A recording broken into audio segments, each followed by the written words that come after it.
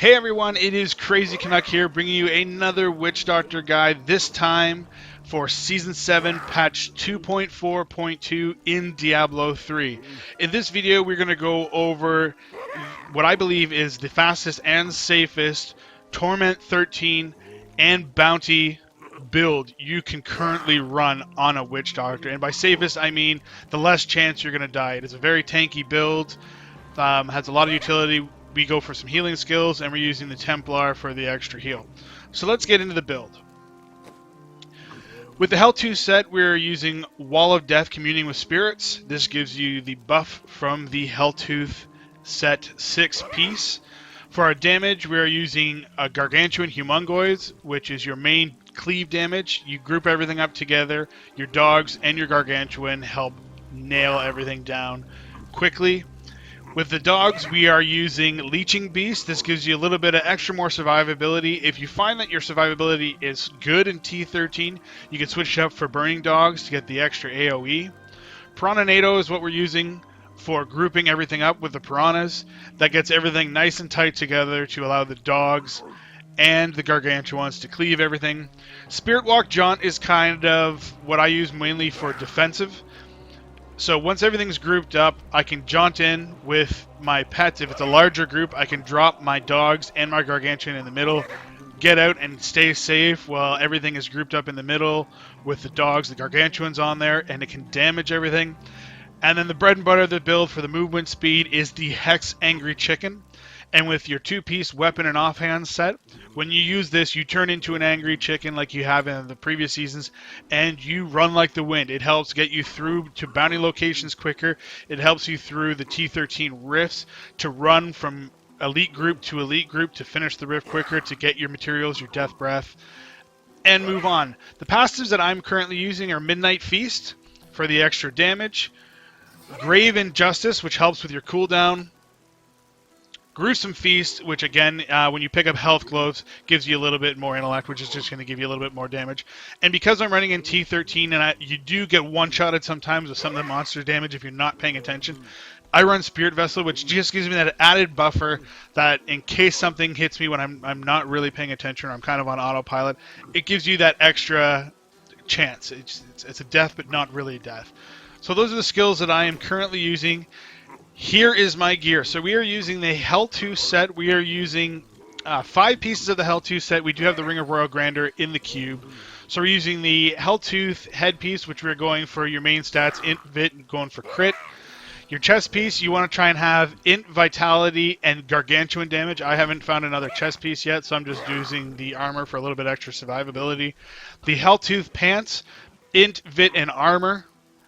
Your Helltooth boots, which I'm currently using is just pure defensive and some movement speed, which is Int, Vit, armor, and the movement speed. And that gets you through all of your Helltooth pieces. Like I said, the 6-piece bonus, you are using the Ring of Royal Grandeur in your cube. Other set bonuses that we're using for this one is the Compass Rose and the Traveler's Pledge. You really want to try and get a trifecta type, so you want to have crit hit chance, crit hit damage, attack speed, and intellect with a socket if you can find that. And same with the neck piece. Crit hit damage, crit hit chance. If you can get the attack speed with a socket, that is great. If you don't have it, having the intel like this is perfect, but you do want a socket for it. The last set that we're using is the Manajuma's Carving Knife with the Gory Fetch. This allows you to, when you use your Hex, you turn into an angry chicken and get through the maps extremely quickly. When you pop it again, you do a little explosion, knocking everything back. Usually I'll pop that, throw down the Piranha, that way everything gets kind of sucked in, that way they're not hitting me. If they do hit me, you can pop your Jaunt, pop your pets, that way if your pets are off attacking something else, they're now right on top of where you were. Use the rest of your Spirit Walk Jaunt to get out to the side so you are safe, and your pets will cleave up everything else. Other items that we're using is a Short Man's Fingers. That turns your Gargantuan into 3 little ones. You get more damage, more cleave through that. The Tasker and Theo Gloves, obviously, for the extra attack speed for your pets. So if you can get a perfect one of these, would be crit hit damage, crit hit chance, and attack speed. Maybe some intellect on there too if you can. But that's currently the ones that I have. And I'm using Nemesis Bracers on this build.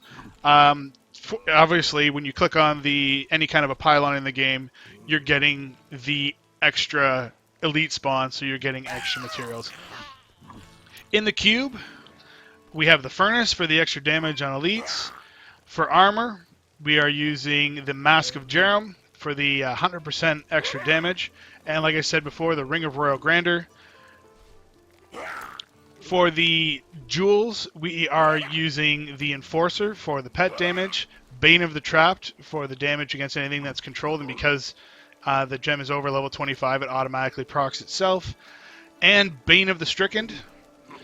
And in our follower, we have your I'm using Thunder Fury. That's probably one of the better ones. There's another weapon you can get that kind of pulls or freezes everything near the end, but I find this one is the best. S of Jordan, he helps group up. Deflector Shield for a chance to freeze the attackers. I'm using the Nagel Ring for all those little guys in the background that do a little bit of extra damage. And I have the Justice Lantern on him as well. Skills that we're using is Heal, Loyalty, Charge, and Guardian. I'm using the Templar mainly for the extra heals when running in T13.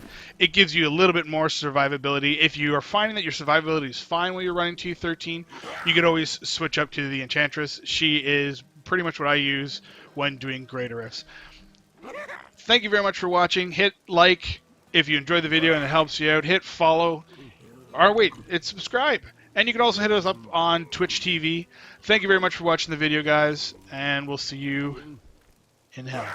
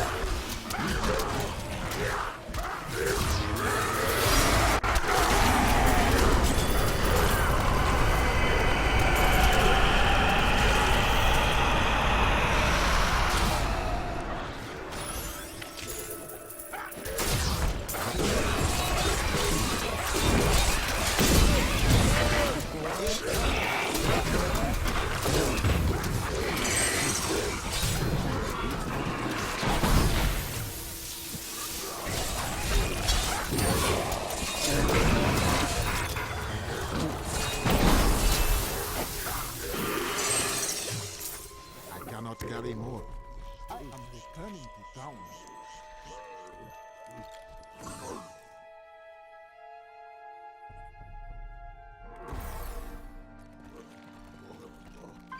Your trial is complete.